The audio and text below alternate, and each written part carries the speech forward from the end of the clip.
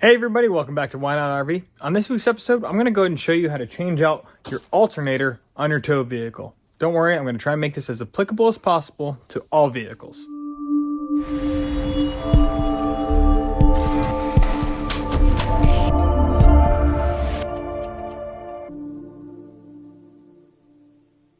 Remember, if you want to learn more and make less mistakes while RVing, be sure to hit that subscribe button, drop a like and a comment down below. I appreciate it. Thanks for watching.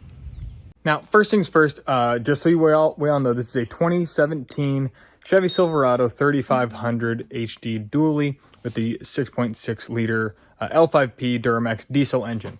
So that is the very specific video of what this is for. However, what I'm going to try and do is show you guys just the basic principles of how to change out your alternator, because it'll apply to every single tow vehicle out there, because it's really just a few basic steps, and then of course a bunch of little nuances depending on the specific vehicle. Now, one of the main reasons of why people are going to change out their alternators, other than of course the alternator just going bad or defaulting or something like that, is the upgrade of it. Okay, so for me, I'm upgrading this alternator from what I'm pretty sure the stock alternator is 120 amp on this truck. It's not that good for a diesel truck. A lot of big diesels do come with dual alternators. Some of them come with 150, 180, sometimes even 200 amp alternators, and that's great. And if you have that and you don't need to upgrade your alternator, wonderful. I need to upgrade the alternator because I plan on doing some serious DC to DC truck charging to the Airstream, as well as a few other things which we'll talk about in some future videos. But this alternator I got from Duramax parts store online. I'll go ahead and drop a link in the description below to exactly where I got it.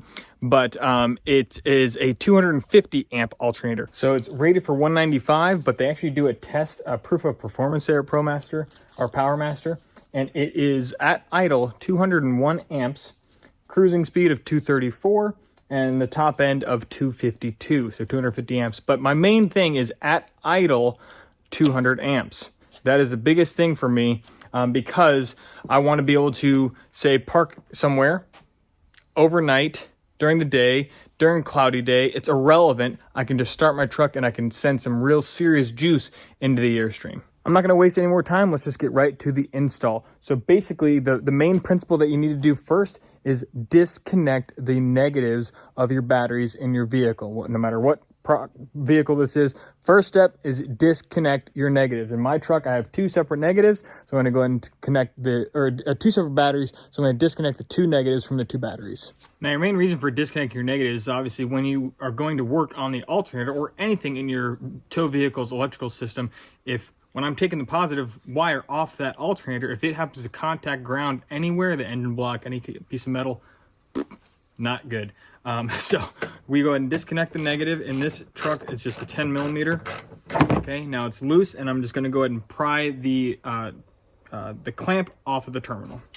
All right, once we have it off, we need to just go ahead and make sure that it doesn't make re-contact with that negative post. So some people, you might tie it off, you might zip tie, you might just wrap something around.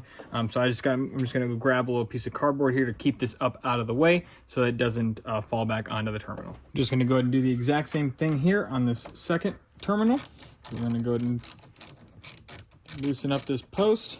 All right, now that I got my negatives disconnected off of both sets of batteries, your next step is to locate your alternator. Now for me, my alternator is right down here. Kind of hard to see right now. Let's see if I can get some light on it. There you go, you can see the alternator right down there. Okay, that thing with all the little slats and fins on it. But so to get easy access, I'm gonna go and remove my air intake out of the way, and we'll show you what you need to do down there. All right, now I have my alternator nice and exposed. I can access it, and again, different vehicles will call for different things, but I need to go ahead and get this pulley off of here, okay?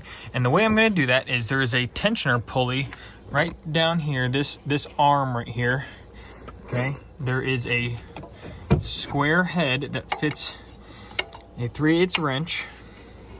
Once you get the wrench in that tensioner pulley, now basically when I turn this, it's going to loosen up the belt. You can see the belt right there bowing, and I can pull the belt off.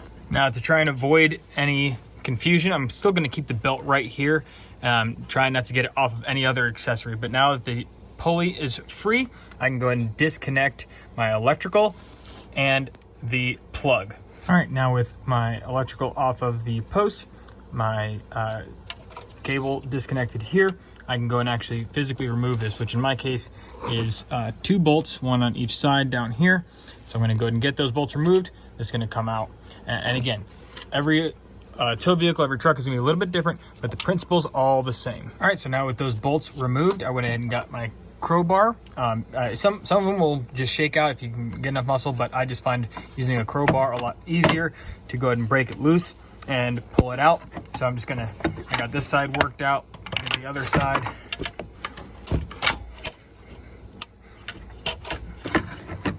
All right, got the old one out. Now we're just gonna go ahead and put that new one right where that came out of and do this all in reverse order. All right, I got the new one in. I got my bolts in and I began threading them, but I'm not gonna go all the way right now just because I wanna get this belt back on before I lose it, because I'm bumping it a lot. So I'm gonna go ahead and use that tensioner pulley, release this, and get this onto the pulley. All right, now with the pulley back on, I can go ahead and tighten these bolts down and then get my electrical set up. Okay, we got it in, we got it torqued down. We're gonna go ahead and plug our little plug-in back here, and I'm gonna go ahead and get my positive wires back onto here. I might figure out a little different routing because this is the negative terminal. This is all pretty insulated, but so we're gonna go ahead and connect our positive, and then we're gonna go ahead and get the batteries reconnected. All right, we're all hooked back up. So now I'm gonna go ahead and put my intake back in, get that plugged back in, and get our negatives hooked back up. All right, well, now that I got the negative cables reconnected, the next thing is to go ahead and start the truck up, test it, make sure everything's running good. So I'm gonna go and grab my multimeter and check that we have proper voltage coming out of the new alternator. Okay, I got the multimeter out. I put my positive negative on there, and we are at 14.96. So I know my voltage is good. And that's really all there is to changing out your alternator. Great little upgrade. All right, well, like I said, that's pretty much it for swapping out the alternator. Really, like I said, just disconnect your negative, get the belt off, disconnect all your electrical, the plug, which is a voltage regulator, as well as whatever cables are connected to your alternator. Remove the bolts, remove the alternator, reverse order. It's a very simple process. Pretty much anyone can do it as long as you have, just the confidence and the know-how. But it's really not that difficult thing to do. And now with me upgrading this thing from the stock alternator, which is 150 amps, but at idle, the alternator only produces in between 50 and 90 amps. So let's just say 90 amps at best. Great. I don't know exactly how much the truck is taking by itself, but probably a pretty good portion of that. So it really doesn't leave me a lot of amperage at idle to be able to charge the Airstream. But now with the 250 amp alternator, which is producing 200 amps at idle, I got a lot more juice, which I'm gonna go and get to in next week's video as to what we can do with that juice. Thanks for watching One Out RV. If you have any questions, make sure to drop in the comments below. Hit a like, hit the subscribe button, hit the notification bell. We'll see you next time. Thanks for watching. Bye.